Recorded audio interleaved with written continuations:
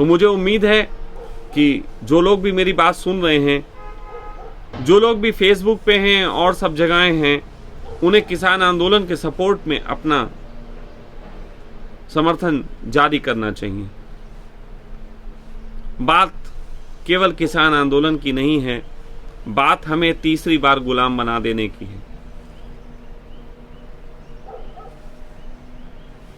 और यही तो हिंदुस्तान की खूबी रही है कि जब जब पूरी दुनिया हारी है तब तब हम जीते। तो इस बार भी यही होगा। मैं ये जानता हूं कि इस आंदोलन को दबाने के लिए सरकार एड़ी चोटी का जोर लगा लेगी, और ये अभी तक उनकी सारी बातों से सिद्ध हो गया है, क्योंकि उन्हें बिल्कुल अंदर से कॉन्फिडेंट है कि बहुत बार हमने बहुत आंदोलनों को दबा लिया, बहुत लोगों को हमने देशभक्ति की आड़ में बहुत तरीके से नाजायज ढंग से दबा लिया, और इस बार भी ऐसा कर लेंगे। लेकिन कहते हैं ना, एक कहानी है कि किसी सन्यासी ने अपना चोगा एक बार पहन के जा रहा था, तो एक सांड ने उसे पीछे से देख के ठोक दिया। सन्यासी सीधा था, उसने कुछ ना कहा, लेकिन फिर सांड को मजा आने लगा, और सांड अक्सर ऐसा करता कि उस सन्यासी को कहीं देखता और पीछे से मार देता। लेकिन वो सन्यासी फिर भी उसको कुछ ना कहता।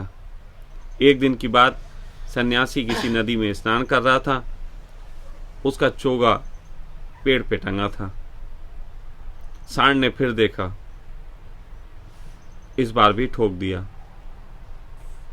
बस वैसी ही कुछ हालात हमारे इस देश में शासन कर रहे हिंदुस्तानियों के नाम पे विदेशी सरकारों को है, कि वो भी गलत जगह इस बार पंगा ले लिया।